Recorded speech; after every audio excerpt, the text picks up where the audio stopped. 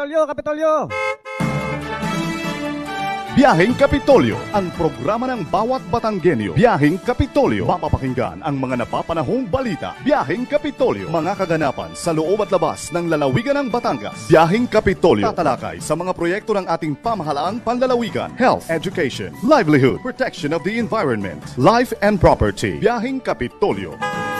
Samahan ang mga patrol ng Kapitolyo sa biyaheng walang iwanan patungo sa isang Rich Batangas. Rich Batangas! Kapitolyo, Kapitolyo! Sakay na! Tara na! Samahan nyo kami sa biyaheng Kapitolyo. Biyaheng Kapitolyo!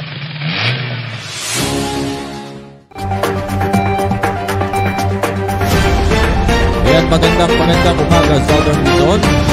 At panibagong araw na naman po ng ating pagbiyahe. Kasama ang inyong mga magigiting na kasangga at syempre mga kaagapay sa paghahatid ng mga napapanahong mga balita at informasyon dito lamang sa Thursday edition ng opisyal na programang pangradyo ng Pamahalaang Panlalawigan ng Batangas, ang inyong Biyaheng Kapitolyo. At kami po ni kasamang Jonathan ay nagbo-broadcast live and alive dito sa aming Facebook live streaming. So sa mga nakatutok po sa aming Facebook page, Batangas PIO, good morning. Siyempre po dito po sa aming PIO Media Center, sa aming Health Information Management Building, dito po sa Kapitolyo ng mamamayang Batanggenyo. Good morning, partner! Ayan, good morning Kuya Eds. Kahit tayo ay medyo high blood ngayong umaga, nagtingin kami ni na Ate Isen kanina ng blood pressure, high blood. Ayan. So ayun, magandang umaga po sa lahat ng mga nakikinig sa atin ngayon. Kamusta po ang inyong umaga? Sa bayan rin po tayong napapakinggan ngayon sa himpilang 91.9 Air 1 FM at sa atin pong panibagong partner radio station, ang 102.3 FM Tricab Infinite Radio. Dalawang stasyon tayo ngayon, Kuya Eds. Oh. So araw nga po ng Thursday, November 23. At muli po, samahan nyo kami sa aming pagbiyahe ngayon para sa paghahatid ng mga kaganapang aming nakalap at tinutukan dito po mismo sa ating lalawigan at maging sa ating bansa. Ayan, at ako'y nagpapasalamat sa iyo, partner, at sa iyong kalagayan. Maselang kalagayan ngayong araw ay ako'y iyong pinagbigyan dahil, kung napapasin nyo, Sir Jonathan ang aking kasama ngayon. Umagang-umaga ay nag-text ang aking kasangga at kaagapay. Ngayon, hindi daw siya makakapasok at siya daw ay medyo nilalagnat. Ay, yan, sabi ko under the weather din. Huwag ka na nga pumasok. At bakit makalalin pa? Usong-uso ngayon yan. Yung trangkaso-like illness. Yan, hello po kay Kapitana Grace Briones. Kapitana Grace Briones ng San Jose. At syempre po, ang ating pong usapan ngayong araw ay sa sentro sa usapin ng karapatan ng kababaihan. At bukas nga po o sa Sabado ay opisyal nang mag-uumpisa ang 18-day campaign to end violence against women. Kasama na rin ang women and children at siyempre kasama natin dito ang mga kasamahan natin sa pinaka-busing departamento ng Kapitolyo tuwing papasok ang Nobyembre hanggang Disyembre, ang ating mga kasamahan sa Provincial Social Welfare and Development Office. Ayun. So para naman po sa mga maiinit at pinag-uusapang balita sa ating lalawigan sa ating bansa, mahigit sa 900,000 halaga ng tulong tinanggap po ng Bahay Pag-asa. 70 naman po na Pinoy hostage ng Yemen rebels sa Red Sea. Ayan, so tutukan nyo lamang po ang lahat ng yan dito po sa isang oras naming pagbiyahe para sa panibagong edisyon ng inyong programang Pangkalaman, Impormasyon at Pagbabalita. Mga kwentuhan at talakayan po na nakalaan sa public service. At syempre, kasama na rin po dito ang mga pagbati. So may mga pagbati po kayo sa mga special someone ninyo. Pwede pong iparating sa amin ni partner Jonathan. Siyempre po, babatiin na rin natin ang ating mahal na Governor Dodo Mandanas.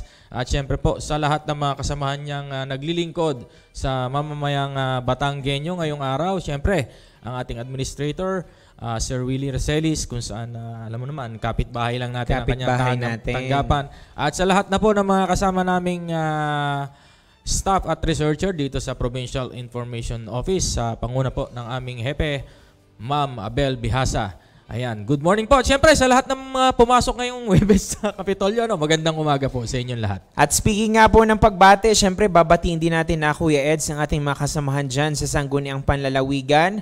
Of course, sa pangunguna po ng ating good Vice Governor Mark Leviste. At syempre, pagbati na rin ng magandang umaga sa ating mga board members dito po sa ating lalawigan. Laging katuwang ng ating governor sa paglilingkod ng ating mga BMs. So, sa ngalan po ng ating walang pagod na ama ng lalawigan, tuloy-tuloy na po ang ating pagbiyahe. At ito po ay pinangungunahan ni Governor Dodo Mandanas. Kami po ang inyong lingkod ngayong araw. Ito po si Edwin Sabarte. At sa ngalan din po ng buong pangkat ng patrol ng Kapitolyo at ng Provincial Information Office, ito po si Jonathan At Maharay. ito po ang programa ng bawat Batanggenyo. Ang opisyal na programang pangradyo ng Pamahalaang Panlalawigan ng Batangas, sakay na po sa ating Biyaheng Kapitolyo. At para simulan ang ating umaga ngayong araw ay hihingi tayo ng gabay at patnubay. Siyempre, na-miss ko ito. Ang ating original, the OG. Ang ating special prayer warrior for the day, walang iba. Ang nagbabalik sa araw ng Webes, Miss Millicent Ramos.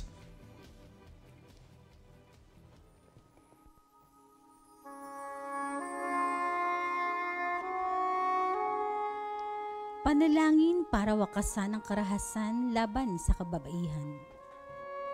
Panginoon, puspusin mo po ang aming mga puso at isipan. Bigyan ng tapang upang harapin ang aming mga pangaraw-araw na pamumuhay. Idinadalangin namin ang lahat ng mga kababaihan, lalo na ang biktima ng mga karahasan, rape, incest, sexual harassment, trafficking, prostitution, at iba pang klase ng karahasan. Naway magkaroon sila ng lakas upang maipaglaban nila ang mga karapatan, mabigyan ng proteksyon, healing at justice. Idinadalangin namin ang mga perpetrators of violation against women na matutunan nila na igalang at respetuhin ang mga kababaihan. O mapagmahal na Ama, please send us your Holy Spirit. Sana po ay matapos na ito at palakasin pa ang boses ng mga victim survivors para matuldukan na ang anumang karahasan sa ating lipunan. Ang lahat ng ito'y tinatas namin sa iyo, Panginoon. Sa ngalan ni Jesus, nabubuhay at naghahari kasama ng Espiritu Santo, magpasawalang hanggan. Amen.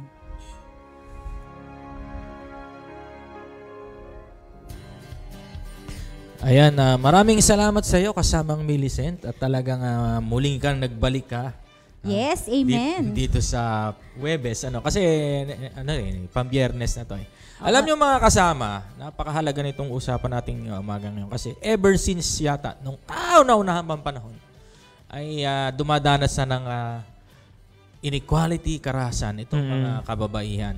Kaya ngayong modern times ay pinipilit itong kumbagay wakasan o palakasin ang advokasya ng lahat para mawakasan na nga ang alam mo yung stereotyping ng kababaihan, yung violence at sa lahat ng kanilang mga pang-aabusong nararanasan. Bakit nga ba prone sa karahasan ng mga kababaihan? At syempre dahil nabanggit nyo Kuya Eds yung wakasan nga, syempre hindi magpapahuli dyan ng pamahalaang panlalawigan. Yes, oo. At yan ang number one tawag dito, advocacy. At may mga programang isinusulong ang ating mga katuwang dito sa pamahalaang panlalawigan na para malaman, maisulong at maisa publiko at maisagawa ang mga hakbanging yan. At mamaya nga ay ipapaliwanag ng ating mga guests kung ano lang mga ilang hakbang at mga advocacy at mga programs na ihahatid upang magkaroon ba ng linaw ang mga mamayan.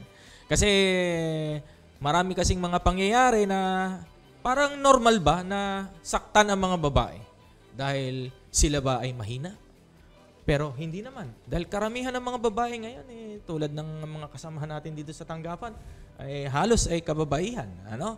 So, nagbabago na po ang panahon, kaya dapat na pong baguhin din ang pananaw o ang stereotyping ukol sa gender towards dyan sa mga violence against women, and especially children.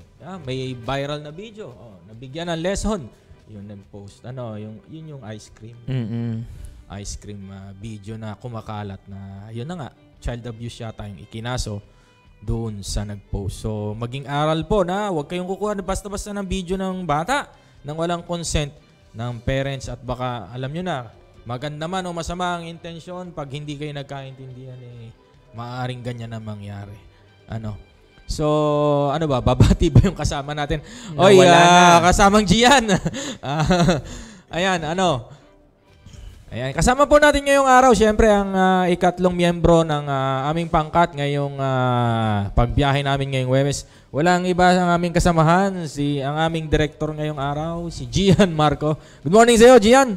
Yan, magandang umaga po Sir Eds at Sir Jonathan, at magandang umaga rin po sa atin pong mga nakatutok ngayon sa ating pong Facebook live streaming. Yan po, kasama po natin ngayon si Kuya Hans. Yan po, Kuya Jun Lindon, ang Sir Arnold Tabares, magandang umaga daw po. At get well soon daw po kay Tita Grace po. Yan po, kasama din po natin si Tita Nanette Ona, ang Kuya Vincent Roy, si Ate Lina Lincus Ibora, si Avon Lumendosa, si Rohel, ang Tita Roger po, ang Tita Shirley, ang Tita Nilda, ang Tita Lota Lailo, ang Tita Ella, at ang ating po mga avid viewers po, ang Tita Nitz Lava at ang Sir Nonoy Valencia. Magandang umaga po sa inyo pong lahat. At sa atin din po mga nakikinig sa radyo po sa Air 191.9 at sa atin pong 102.3 Tri-Cab Infinite Radio. Magandang umaga po sa inyong lahat. Ayan, magandang umaga rin sa iyo kasamang Gian. So, yan lamang po ang ilan sa mga nakatutok sa atin ngayong umaga. Sa ating madaming nakatutok sa ating mga fans. Siyempre, sa fans ni Jonathan. Ayan. Naghakot ang Thursday ng pang Friday. Ayan, anong tawag dito? Collab. Ibig sabihin na, Friday edition and Thursday edition. So, pagaling ka, Miss Millicent. Miss Grace.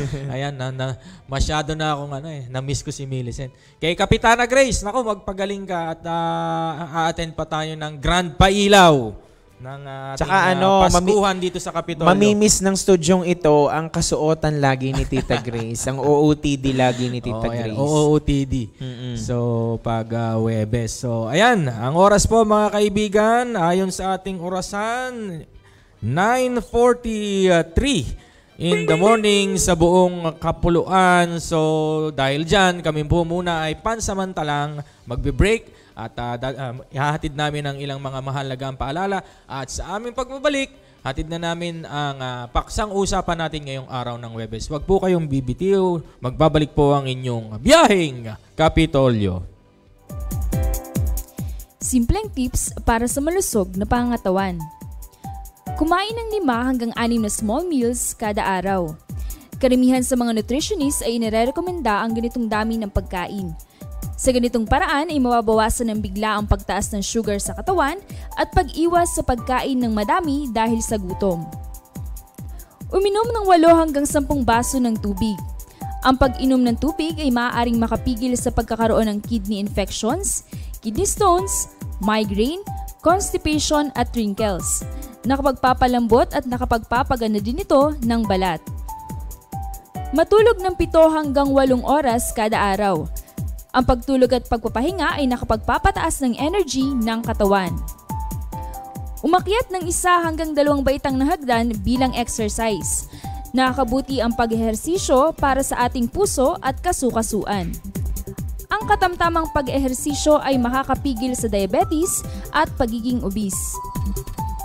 Iwasan ang mga hindi healthy at gawain tulad ng paninigarilyo, pag-inom ng alak na nakakasira ng brain cells, paggamit ng mga ipinagbabawal na gamot at sobrang pagkain ng matataba para humaba ang buhay. Kumain ng gulay at prutas upang maiwasan ang pagkakaroon ng heart disease, high cholesterol, high blood pressure, problema sa pagdumi at kidney stones. Ang mga kulay berde na gulay tulad ng pechay, Kangkong, talbos ng kamote at repolyo ay nagtataglay ng maraming vitamins at minerals. At ang mga masustansyang prutas naman ay ang saging, mansanas, carrots at kamatis. Tumawa ng 15 minuto kada araw. Ang pagtawa ay nakapagpapababa ng stress hormones na tinatawag na cortisol, samantalang endorphins naman ang tawag sa mga good hormones na siyang dahilan ng pagiging masaya at nakapagpapalakas ng immune system. Maging masigasig sa trabaho. Pumili ng trabaho na naaayon sa kagustuhan. Magkaroon ng lifetime partner. Ang pagkakaroon ng kapareha na napagsasabihan ng problema ay nakakatanggal ng stress. Palagi nating tandaan, ang kalusugan ay kayamanan.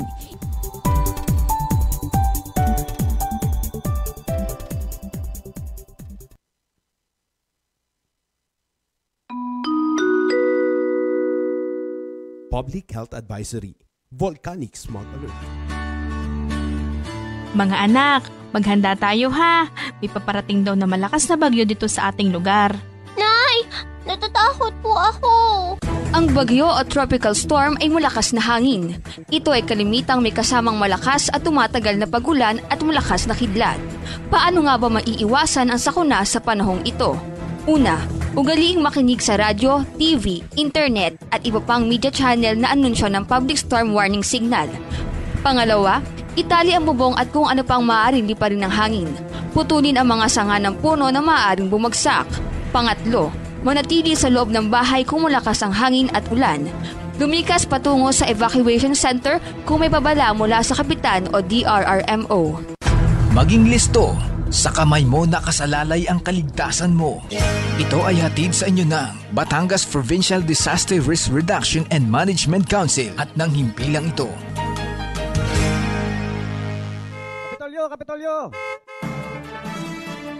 Biyaheng Kapitolyo, ang programa ng bawat Batanggenyo. Biyaheng Kapitolyo, mapapakinggan ang mga napapanahong balita. Biyaheng Kapitolyo, mga kaganapan sa loob at labas ng lalawigan ng Batangas. Biyaheng Kapitolyo, tatalakay sa mga proyekto ng ating pamahalaang panlalawigan, health, education, livelihood, protection of the environment, life and property. Biyaheng Kapitolyo. Samahan ang mga patrol ng Kapitolyo sa biyaheng walang iwanan patungo sa isang Rich Batangas. Rich Batangas! Kapitolyo! Sakay na! Tara na! Samahan nyo kami sa biyaheng Kapitolyo. Biyaheng Kapitolyo!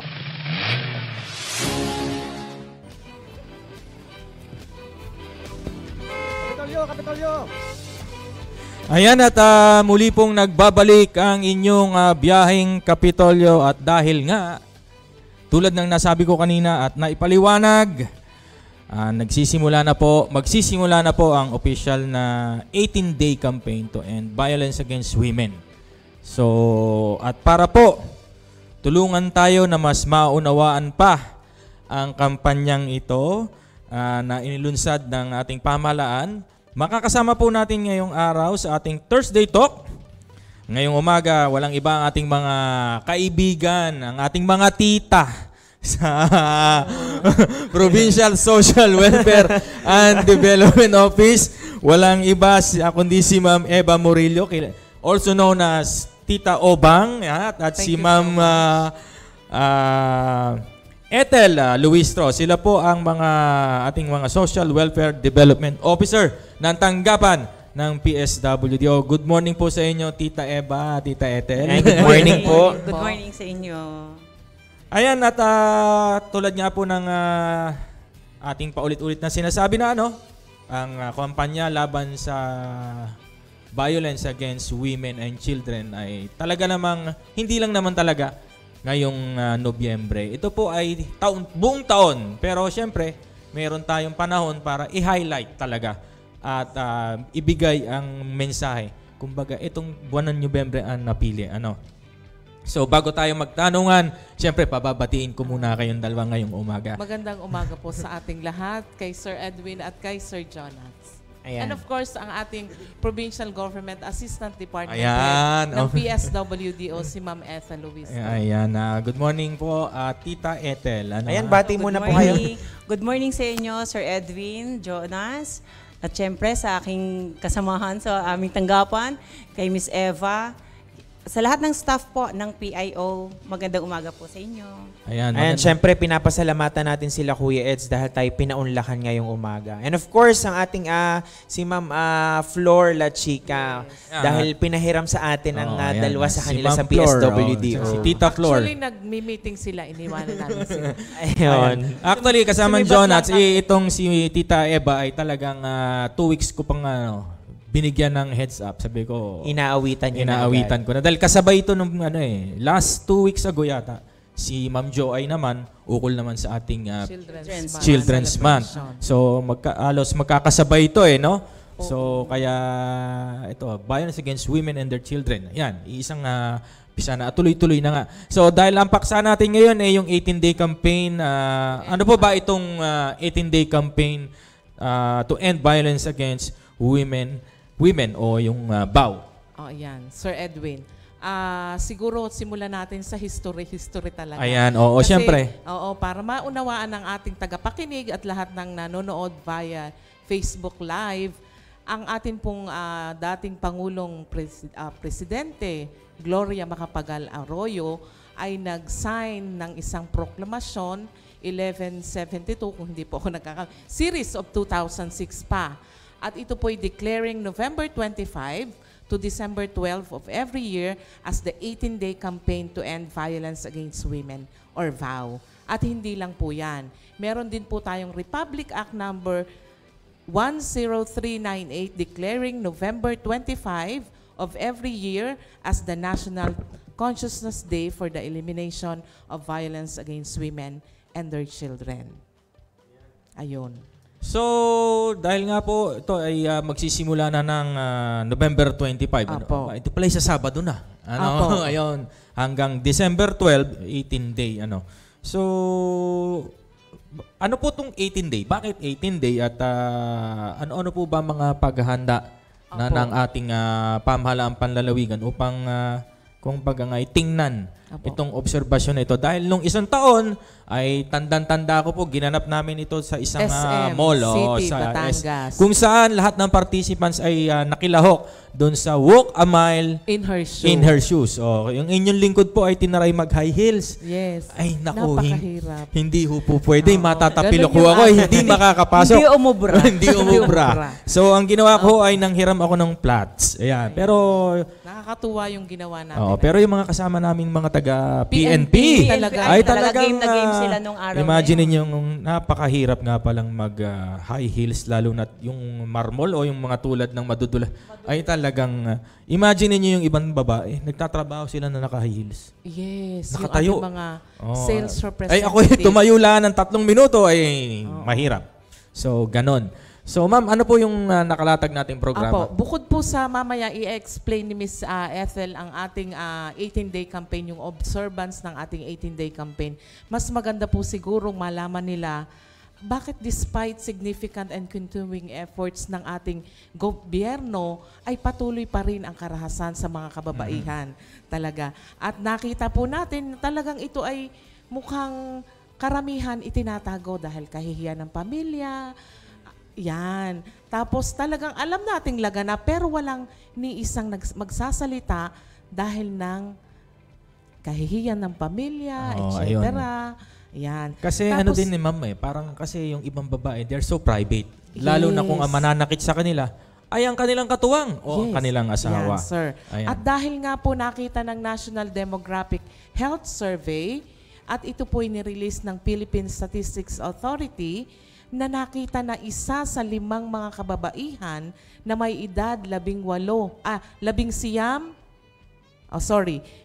to 49 years old ay nakakaranas ng either physical, sexual, emotional violence sa kanilang asawa or intimate partner. Kasi talagang partner. Ang RA 9262 po, violence against women and their children, ito po ay hindi lang applicable sa mag-asawa. Yung tinatawag natin, tama po si Miss Ethel, yung with intimate relationship. Kasi nga po, pwedeng tayo, ako'y lesbian, ikaw ay babae, at sinaktan kita, o sinaktan mo ako, pasok po siya sa violence against women. Yung medyo, ay meron pala, nasa live pala ako. Kaya yung mga word na kayo ay nagliligawan pa lang, kayo ay hindi pa intimate, bagamat kayo may relasyon, pero hindi pa totoong nagsasagad ang inyong pagmamahal, kahit wala pang nangyayaring sa inyong dalawa at sinaktan mo ang isang babae, part pa rin siya ng violence against women. Ito po, Tita Ethel, no? Hindi lang physically, verbally. Ayan. Sa psychological. Ayan. Emotionally. Anong ibig sabihin nito? Yung hiniya mo yung iyong partner sa harap ng maraming tao. Lagi mong sasabihan, kay tanga. Kay walang kwenta. Yes. Ikaw naman ay tatanga-tanga. Ayan, ganyan. Tas sa harap ng maraming tao. Pagpasensyahan nyo na at babae. Ayan. Pero Kuya Eds, linawin din natin, meron din po kasing tinatawag na victim blaming. Yan. Yung tipong bawal daw magsuot ng ganito, ganyan. Ay, Sir Jonas, alam mo, nakakatuwa na at least meron na kaming mga kakampi. Ito nga lang yung may lagi awareness kayo. Ito po yung sinasabi ko lagi tuwing nagko-conduct po tayo ng gender sensitivity training na kung saan ang ating mga kababaihan ay ating naging sinisisi. Ang sabi ko nga sa kanila, bakit ang mga babae pag naka-pek-pek short or kita ang cleavage ay sabi, kaya nare-rape. Ang tanong ko sa mga kalalakihan, bakit pag kayo nakahubad at naka-brief or naka-boxer shorts, nire-rape ba namin kayo? Ayun. Ayan. Tama. So, napakaganda. At isa pa, globally, 1 in 3 women o 30% has experienced either physical, sexual violence from an intimate partner or non-partner in their lifetime. Ayan. So, ibig sabihin po, ay majority, hindi naman majority, karamihan ay kung bakit yung pang dinala mo sa harap ng Diyos sa altar, ang mananakit pa sa iyo. Bakit nga ba? Oo, naku, napakarami niyang sino ba ano ba yung mga ahensya na nakakaapekto, ang media, ang simbahan. Though ako po ay laki sa simbahan, ay meron pong mga katuruan na, syempre, hindi ko naman masasabing mali, pero tayo po bilang gender advocate, katulad ng sinabi na ang pinagsama ng Diyos ay hindi pwedeng paghiwalayin ng tao. So ito po ay aking kinorek sa aking kaibigang mga pare, si Father Cecil, Arce. Sabi ko, Father, paano po yun? Hindi rin naman po sila konforme sa ganoong sitwasyon. Wala naman po talagang kumakampi sa violence. At ito po talaga... bakit nga ba sa babae? Ano bang nakikita nyo bilang kayo Kasi mismo? Nga po, nagsusumbong sa inyo. Ito nga po yung sinasabi na hindi lang po dito sa Pilipinas, World Health Organization ang nagdeklara. Hindi lang sa Pilipinas, hindi lang sa Batangas, kahit sa ang barangay, kahit sa ang kasulok-sulukan, nangyayari ang karahasan sa kababaihan. Dahil ba ito ay tinitingnan natin sila bilang isang mahinang babae. Mahina. Ay, kung ako ay isang lalaki, ay hindi ko masasaktan ng tita ko. Bang makakatikim mo ko dito? Di ka? Sabi ng partner Edwin, vow is not just considered major public health problems, but a human rights violation. Human right violation. Ayun. Pero nabanggit mo kasi, Kuya Edge, yung sa pagsusumbong. Ma'am, ang atin po bang PSWDO ay nakakapag-monitor po or namomonitor po ba natin yung, for example, yung mga VAUSI desk sa mga ospital, sa mga kapulisan? Ayan, magandang katanungan ito po po, yan. lilinawin natin, no? Bakit po may ganun? Kasi po, yung karaniwan po kasi, kaya wala nagsusumbong, ayaw nilang maisapubliko. So, mamarapatin natin na may mapagdulugan sila na kapwa rin nila babae. Yan. At yun po yung ginagawa natin sa training on the installation and operation of Barangay VAUSI Desk. Kung saan lahat ng ating mga barangay tanod, barangay officials, ano ang dapat nilang gawin pag nakaka-encounter sila ng gender-based violence. Ayan. So ito po yung sagot sa inyo pong katanungan, magsisimula po yan sa barangay. Kasi yung barangay ang nandoon mismo malapit sa biktima. Kaya po ang biktima pupunta sa barangay VAUSI Desk, ang VAUSI Desk i-assess po kung ano ang pwedeng maitulong sa biktima. Pero never mo pong idikta sa isang biktima kung ano ang kanyang. Sasabihin mo lang ang kanyang mga karapatan. Ay, ma'am, paano po yung yung tulad ng tanong ni Jonats, paano po yung training? Ano po yung ginagawa nila? Tayo naman sa ating tanggapan sa Provincial Social Welfare ay noon pa, nagsimula na tayo ng ating training. Kumbaga, minumulat natin ang kamalayan, ang kaalaman ng ating mga barangay officials, ng ating volunteers, para naman meron tayong katuwang sa pagtataguyod, sa pagtatanggol sa ating mga kababaihan na nakakaranas ng violence. Kasi syempre, hindi naman natin kaagad-agad yun mapupuntahan dahil sa lawak ng probinsya, sa dami ng dapat na gawin natin, ay hindi naman natin agad-agad yun mamamonitor, hindi agad-agad natin yun mabibigyan ng katugunan.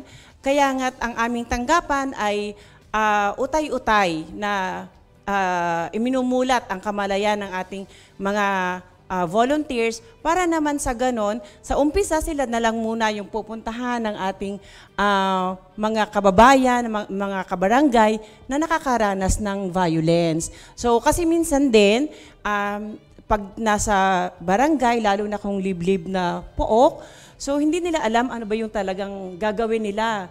So dito nagkakaroon ng circle of violence. Kasi paulit-ulit na lang. Kasi minsan, pagka nga tayo ay nasa barangay, sa mga liblib na lugar, ay pag tayo ay nasuyo ulit ng ating mga katuwang, ng ating mga asawa, ay tayo na may kadaling utuin. Sana all sinusuyo. Ayan. Yes. Dahil kasi, so, ma'am, nakikita rin natin to eh. No? Ayun. Yung mantra ng, alam nyo yung... ayan ay away mag-asawa, huwag niyong pakialaman. Naku, ayan. Ayun, kumbaga naririnig natin. na po natin, nakikita, sinasaktan. Pero dahil nga, kulturang public Filipino. perception, cultural. Laging sinasabi ay, hayain na, mag-asawa naman yan, kaya nila yan. Problema pero nilang mag-asawa tayo yan. po, bilang mga, kahit tayo ay kapitbahay or lalo na tayo, may alam tayo tungkol dito sa batas, ay malaking kasalanan para sa atin ang sila ay hindi natin dulugan.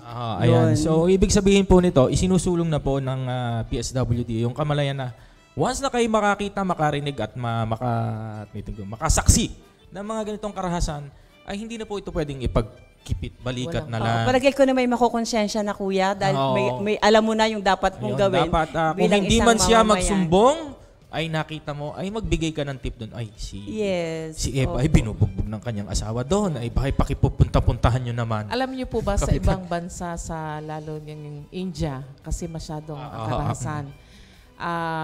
Diyan po ay ang ginagawa ng mga kababaihan. Pag may isang babae na binubugbog, sila ay nag-iingay ng kaldero para ma-caught ang attention ng lalaki na ay alam na binubugbog. Maraming nakakasaksi. Ayan. So yun. Sana po ay ganun din tayo sa Pilipinas. Pag may alam tayong may binubugbog na kapitbahay, mag-ingay tayo. Ayan. At sabi nyo kanina, ay ano naman yun kung ano ang World Health Organization. Ano ang epekto nito sa mga kababaihan?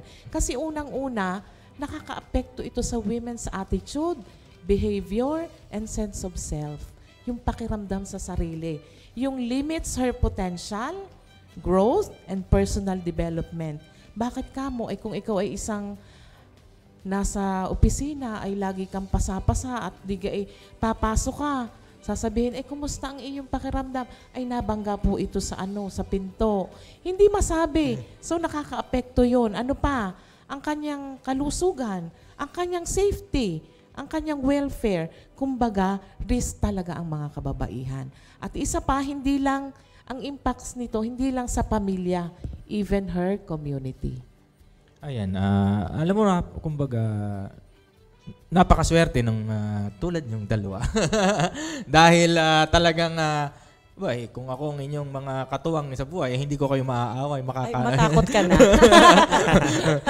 Kasama Jonats, baka may mga katanungan ka pa. Curious lang ako, Kuya Eds, dito po sa ating probinsya, na-determine po ba natin or may data po ba tayo in terms nung kung ano po yung nangungunang type ng violence na napapaulat o naitatala po dito sa ating probinsya? Nakakalungkot po yan dahil ayon po sa Batangas Medical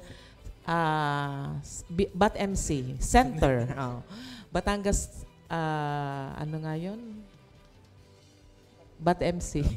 Batangas Medical Center naman. Sorry naman, live kasi. So yun po ay tayo may kapartner dyan, yung social worker natin dyan. At meron po tayong quarterly report. Pero yun nga po, yung nakikita natin sa ating council na medyo iba ang data ng police, ng NBI at ng BAT-MC. Pero meron po tayo at nakakalungkot dahil lalo't sa mga kababaihan at kabataan, ang perpetrator po ay ang kanilang immediate family. Ibig sabihin yung panalangin ni Ma'am Millicent na incest na tinatawag. Karamihan po ay tiyuhin, ama, kapatid. Oo, so yun po yung nakakalungkot. Pero may data naman po tayo na nakukuha quarterly sa Batangas Medical Center. Ito ay sexual violence and physical violence. Physical violence. Normal na yun eh. Dahil, di ba? Kasi nga, tulad nun, pag-aralan namin sa MOVE, President Dado, nag-meeting po kami kahapon, ay yun nga, yung patriarchal culture ay pag minsan ay ibinigay yata ang kapangyarihan na ang kababaihan, ang lalaki ay dapat pagsilbihan. Ayun. Yes. So, syempre, yung mga barako, ay mga sayang ang tato. Sayang ang tato. Ay may sense sila na servant nila. Pero ngayon naman po, alam ko, sa tingin nyo, unti-unti na pong nababago. Yes, kaya nga po tayo ay ngayong taong ito naman, ang ating pong, actually ito ang theme po natin ng 2022 to 2027 ay United for a Vow-Free Philippines. Ang ginawa po natin, United for a Vow-Free Philippines, Vow-Free Batangas. Ayun. Yan. So, di ba, iilan po kami ritong mga takot sa aming mga, di ba, kasama ang Kevin, lagi ng happy dati life. Kasi, happy wife. Yeah. Sir Edwin, under Desaya daw. Nag-level up. Takusa. Takot sa asawa. Ngayon daw po, mas ni-level up. Ano po? Sansuwi. Sansut-sut-uwi. Yan. Ayan. Kami po naman ay talagang, we do not choose violence. Yes. Ayan. Ay, ma'am, dahil nga po may date na ba tayo for our observation? Ma'am Ethel, ano po yung mga nakahandang programa gagawin? Ayun, kasi last year, tanda ko yun nga yung sinasabi ko, walk a mile in her shoe. Meron po ba tayo ulit mga ganong activity? Ilang floor ba yung SM nun? 3, 4, paikot. Ay talaga nga yung iba'y nagkakanta, dulas-dulas na doon. So, for this year, sa observance nga ng ating day campaign, so ang ating lalawigan ay naghanda ng aktibidad kung saan ay ito ay gaganapin ng simula alas 8 ng umaga hanggang tanghali. So ito ay half-day activity. So at napakaswerte natin dahil meron tayong mga naimbitahan na mga panauhing pandangal, yung mga ating keynote speaker at saka yung resource person natin ay talaga namang sariling atin. So si Honorable Charito Makalintal Sawali from Mabini, so siya po ay executive judge ng Regional Trial Court ng Tanawan City. At ang ating resource speaker ay si Honorable Maria Cleofe Heti, Katapang, Sandoval, from Alitagtag. So talaga namang mga sariling atin at dugong Batangas, dugong Batanggenyo ang ating mga resource speaker ngayong taon na ito. So inaasahan natin na magkakaroon tayo ng mga 430 participants. So ito ay magbumula doon sa mga barangay kung saan medyo mataas yung rate ng violence. Tapos, syempre, kasama natin dito ang ating iba't ibang councils, ang ating Pikat Vauci PCGAD members, ang Move and ARPAT members. Syempre, laging kailangan gawing bida ang ating mga men opposed to violence everywhere.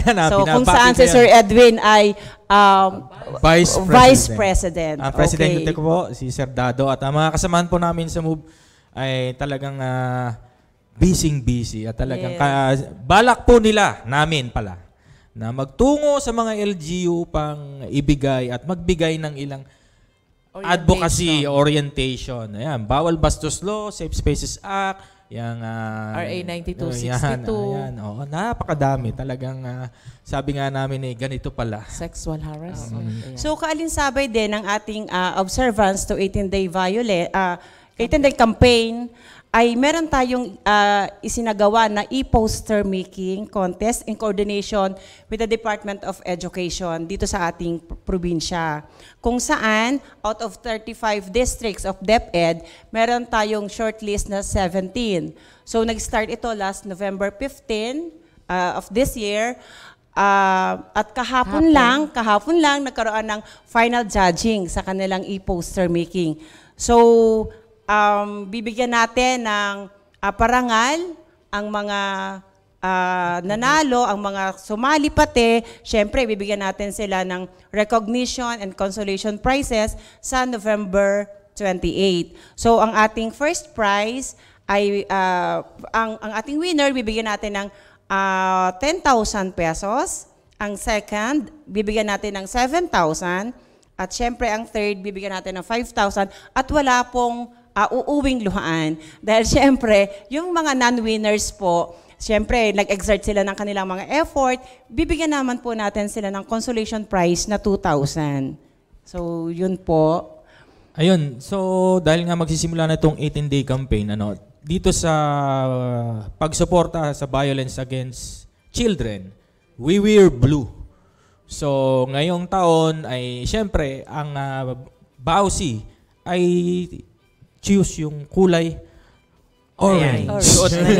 Kaya po siguro ako siya ay naka-blue for children, siya ay naka-orange. Dahil makapanunod ang aming activity para sa children at saka sa 18-day campaign, kaya kami nagtigisa ng kulay. Tuwing Biyernes po kasi ang buong pamahalaan panlalawigan ng Batangas ay nagsusuot ng kulay asul para suportahan. Anong tawag nga doon, Kuya? Blue Kada Friday ata yun. Blue Kada Friday for supporting the advocacy of the provincial government and the whole the Philippines na sa end-to-end violence against children.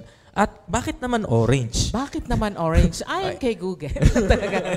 Sa ating hindi, at ito po ay ang ating katuwang din po din natin at madalas nating tinatawagan ang Philippine Commission on Women. Ayan. Yung website po, doon po sa ating mga estudyante, sa ating mga research, wag po niyong kalilimutan, meron po tayong isang website na makakatulong sa atin.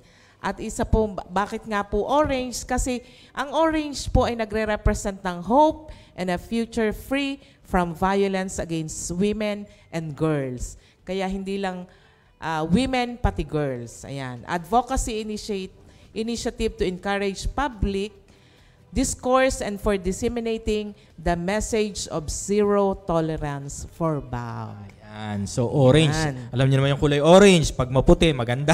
Pag medyo maitim-itim, may kulay araw. Oy, may binabagayan ba early warning device. Violence against women. Hindi. Kasi po, sabi nga dyan naka-attend ako ng isang meeting Alam niyo ba, pare, kung bakit orange yan?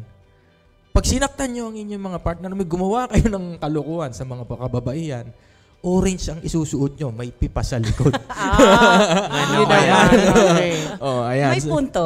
Ayan. Pero, yan nga po, meron po ba tayong araw na magsusuot ang ating mga... Ini-encourage po lahat ng participants natin na dadalo sa ating 18-day campaign. Ito po ay sa November 28 sa Provincial Auditorium. At ini-encourage po lahat ng participants na manggagaling sa 29 municipalities and 6 cities po na mag-wear ng touch of color. May touch of color na orange. Orange yung coelho. Oo, pwede naman po. Puti yung... Yes.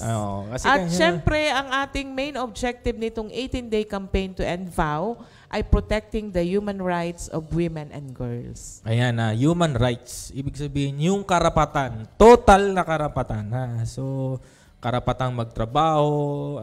Alam niyo, may mga economic abuse.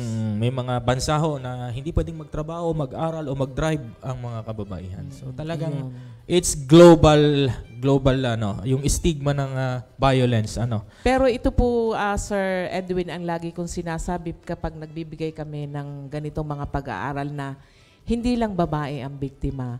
Maaaring ang mga lalaki din ay sila ay biktima kasi hindi nila rin alam. Ayun. Katulad ng isang kwento, siguro pwede kong i-share ngayon dito at baka para naman makita nila na hindi naman tayo... Binabalangin at ito bang live tayo. Ito po ay hindi anti-male ang itong ating ginagawa. At hindi po ito paligsahan kung sino magaling, babae o lalaki. Kasi isa pong OFW umuwi ng kanilang ng bansa dahil binugbog siya ng kanyang amo. Ngayon habang kausap ko siya, sabi ko, bakit pumapayag? Sabi, kasi po ito po ay choice ko at mahal ko ang aking pamilya. Kasi wala akong trabaho. Isa yan sa mga dahilan. At ang isa pa, ikinukonsider niya ang kapakanan ng kanyang mga anak. Sabi, inay, huwag mong hiwalayan po ang tatay. Dahil kapag nalalasing lang naman po yan, nambubugbog. Itinanong ko kung kailan nag-iinom ang kanyang asawa. Araw-araw daw po. Kaya araw-araw siya. At doon sa malalim naming usapan, para higit po nating malaman, akala joke, pero hindi po. Totoo po itong nangyari na habang nag-uusap kami, nakita ko siya na may kagat dito. Yung pala bago siya umalis, kinagat ng asawa. Binubugbog nga siya ng kanyang asawa. At doon po nalaman natin na ang kanyang asawa ay biktima din dahil nakita niya kung paano bugbugin ng kanyang ama ang kanyang ina. Oh, so pasa-pasa lang. Opo, So, kaya merong yung po, cycle of violence. kaya po ang Cycle of tama violence. si Miss, opo, kaya po tama si Miss Ethel na hindi lang po ang babae ang concentration ng ating probinsya ng Batangas. Marami. Kaya yun pong MOVE, AirPat, yan po ay pinapalakas natin. Marami po kasi nagtatanong, lalo na pag binibigyan namin ng orientation ng MOVE. Ay, bakit yung mga karapatan naman ng kalalakihan ay wala naman? Paano naman kaming inaapi? Ayan. Sabi ko, kasi ganito yan, Pards. Kapag may nagsumbong, dun pa lamang makikita kung ano ang pinanggagalingan o anong issue. Ay pag hindi tayo nagsumbong, ay wala yan. Magandang tanong yan, Sir Edwin. Ay, sayang ang tato. Magandang tanong yan. Bakit pag nagbibigay nga po kami ng ganitong pagsasanay, ang tinatanong ng mga kalalakihan, may violence against women. Meron po bang violence against men? Yung po yung sagot natin, meron po kayong batas, meron po tayong batas hinggil sa mga kalalakihan, yun po yung revised penal code. Pag tayo po sinaktan, yan. Kahit kapwa lalaki o kapwa babae, at tayo sinaktan, pwede po tayo magsumbong sa pulis. Physical injury o physical abuse. Sa kultura naman natin ay bihira. Kahit binugbog ka na dyan, asawang lalaki ka, pero parang hindi ka naman magsusumbong. Ano nga pa yun eh? Minsan nga nakikita pa natin, bakit ka may nakipagsapakan ako dyan sa labas.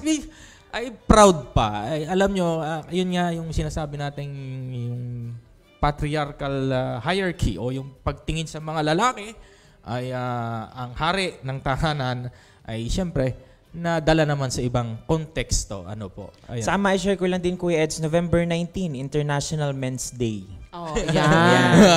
Thank you so much. Ayun. Kaya yun nga, yung lagi natin, meron pa tayong katropa. Ayan. Ang dami no? Marami na. Kung iipunin po natin ito, hindi magkukulang ang pamahalaan panlalawigan sa mga maaaring makakatuwang at magpakalat ng advokasiyang ito. Kaya naman, kami nagpapasalamat sa inyo mga tita, Eva, tita Ethel. Thank you. Talagang Thank you sa inyo. sabi mo pa nga sa akin, ako'y hindi sigurado. Hindi pwede. Ayan, wala kaming makakausap Kaya po ni Sir John. nagdamay po ako. Ayan, maraming salamat po sa Thank you inyong so much dalawa. po. At yun po, narinig nyo po ang advokasya ng ating PSWD. Maraming salamat po. Siyempre po sa kabuuan ng PSWD kay Ma'am Flor La Chica. At ang ating isa pa pong isa ko pa ring Tita Flor. Ayan.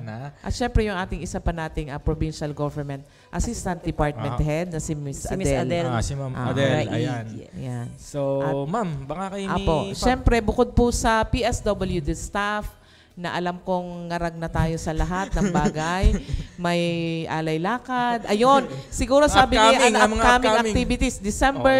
November 28. November 28 po muna ang ating 18-day campaign. Tapos po ay susunod ng Provincial Alay Lakad. Sunod po sa December 12, December 2, sorry, ay ang ating pong Children. Children's Month, culminating activity. At ang sunod po natin ay yung Paskuhan na.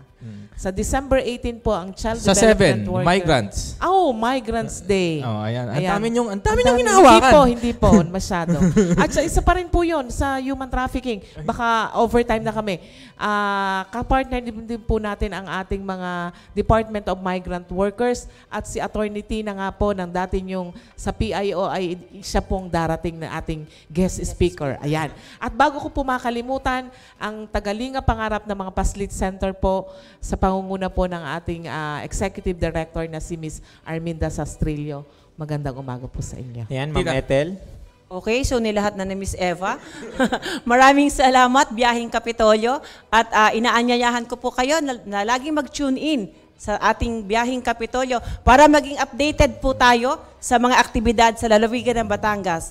Salamat po and mabuhay. Ayan, sa dami ng hinahawakan ng PS, kababaihan, kabataan, kalalakihan, lahat na patunay yan dun sa tagline natin ni Governor Mandanas, hindi ikaw maiiwan. Sabi nga, from womb to tomb. Ayan na. Mula sa pagkapanganak hanggang sa kahuli-hulihan, alam nyo lang. Ayan, dahil tayo, Kuya Eds, medyo naubusan na ng oras, personal na pagbati po, Ma'am Ethel, Ma'am Eva, baka meron kayong gustong batiin. Personal? Sa aking asawa. Ayun. Aking house band, I love you so much. House band. Ma'am Ethel? So, sa lahat na lang po, magandang umaga. Maraming salamat sa palagi ang pakikinig sa Biyaheng Kapitolyo. Ayan, so narinig po natin ang ating mga women's rights advocate ngayong araw, si Ma'am Eva at si Ma'am Ethel, sa kanilang paliwanag o paglilinaw o paghahatid ng mga kaganapan sa programang para sa mga kababaihan, kabataan at sabi nga sa lahat na. So marami pong salamat. Isa pong karangalan na kayo ay makakausap ngayong umaga sa ngalan po ng buong Biyaheng Kapitolyo. Maraming salamat po. Ayan, ano bang oras na? 10:22 na. Ako, Diyos ko. Ilang minuto na. Magbabalik po ang inyong Biyaheng Kapitolyo. Makalipas lamang po ang maikling mga paalala. Aray, ano ka namang lamok to? Oh anak, bakit? Nakagat po kasi ako ng lamok. Naku, huwag ka magpakagat sa lamok. Uso na naman ngayon ng dengue, anak. Lalo na ngayong tag-ulan. Dengue? Ano ka po yung dengue, Nay?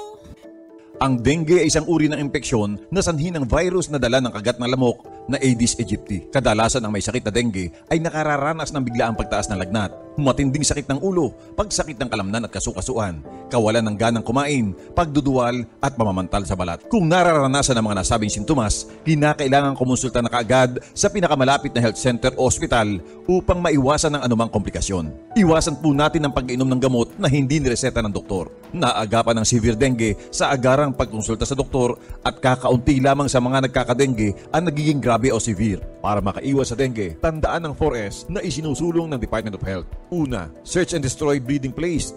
Hanapin at alisin ang mga bagay na pwedeng maipunan ng tubig na maaaring pangitlugan at pamahayan ng mga lamok. Pangalawa, seek early consultation. Agad kumonsulta sa doktor kapag makakaranas ng anumang sintomas ng dengue. Pangatlo, self-protection measures. Gumamit ng proteksyon laban sa kagat ng lamok tulad ng insect repellent, magsuot ng mahabang kasuotan, maaaring gumamit din ng kulambo at iba pa. At ang pang-apat, say yes to fogging in times of impending outbreak. Maaring magpausok sa komunidad kung may banta ng dengue outbreak.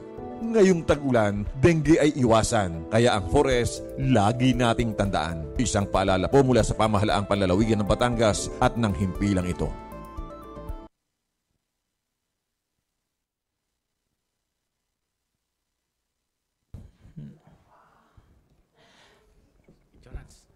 Ayan, nagbabalik po ang inyong Biyaheng Kapitolyo. Ang oras po natin at 10:24 na po ng umaga. Ang ganda ng ating talakayan, Kuya Eds. Pagdating talaga sa pagprotekta, pangangalaga sa ating iba't ibang sektor, specifically nga ngayong araw, kababaihan, kabataan, at syempre, kalalakihan. So, ayan, kumbaga nga, gusto ko nga, idire-diretso na eh. Kaso, di ba, time permitting po, at limit po ang ating oras ngayong umaga. No? So, dahil nga dyan, maaari pong hindi na namin mayahatid ang ilang mga nasabi nating ibabahagi kanina. Pero ito po, dapat nating ibahagi. Ano po ba magiging kalagayan ng ating panahon ngayong araw? At pakinggan po natin ang weather report mula po sa ating mga kasamahan sa PDRRMO. Magandang umaga, Batangas. Narito na po magiging lagay ng ating panahon ngayong araw ng Huwebes, November 23, 2023. Ayon sa pag-asa, patuloy pa din ang pag-iral ng Northeast Monsoon o hanging amihan na nakakaapekto sa Northern at Central Luzon. At dahil dito sa salubungan ng amihan at easterlies, ay nabubuo ang shear line na nagdudulot ng maulap na kalangitan at kalat-kalat na pag-ulan sa Bicol Region at bahagi ng Palawan. Samantara, mayroong cloud cluster sa labas ng Philippine Area of Responsibility sa kanluran ng Palawan. At dito sa Southern Luzon at Northern Samar ay may binabantayan din na cloud cluster na nagdudulot ng mga pag-ulan. Para naman po sa probinsya ng Batangas ay makakaranas po tayo ng bahagyang maulap na kalangitan na may mababang tsansa ng kalat-kalat na pag-ulan sa bandang hapon hanggang gabi. Sa hilagang parte ng Batangas ay may 18% tsansa ng pag-ulan. Sa silangang parte ay may 43% tsansa ng pag-ulan. Samantalang sa kanlurang parte ng Batangas ay may 25% tsansa ng pag-ulan. At sa katimugang bahagi ay may 42% tsansa ng pag-ulan. Kaya paalala natin sa ating magigiting na kabatang na magdala ng pananggalang sa init at posibleng pag-ulan. Ang magiging agwat ng temperatura ngayong araw ng Huwebes ay nasa pagitan ng 24 to 32 degrees Celsius. Si Haring Araw ay sumikat kaninang 5:59 ng umaga at lulubog mamayang 5:25 ng hapon. Lagi po nating tatandaan, ligtas ang may alam. At tulad ng laging paalala sa atin ni Governor Mandanas, laging maging handa, ingat at magiting. Mula po dito sa Batangas Provincial Disaster Risk Reduction and Management Office, ako po si Jomidil nag-uulat. Magandang umaga po.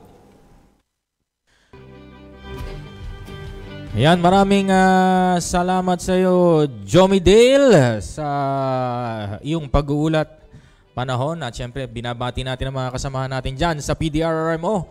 Lalo na yung mga kasapi o yung mga dumadalo sa special training nila ngayon, ang vehicle accident extraction technique.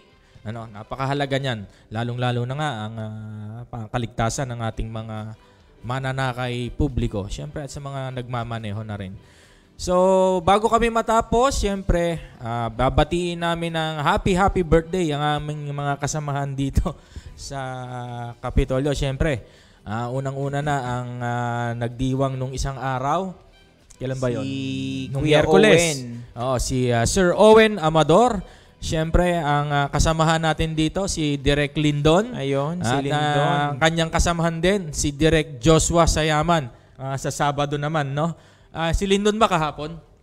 Lindon, kahapon ka ba nag-celebrate? Kahapon, belated. At si Sayaman sa Sabado. Ayan. So, happy birthday sa inyo. Ano ba? At belated din kay Miss Catherine Buted. Ayan, okay. Happy birthday po. So, ayan, naku.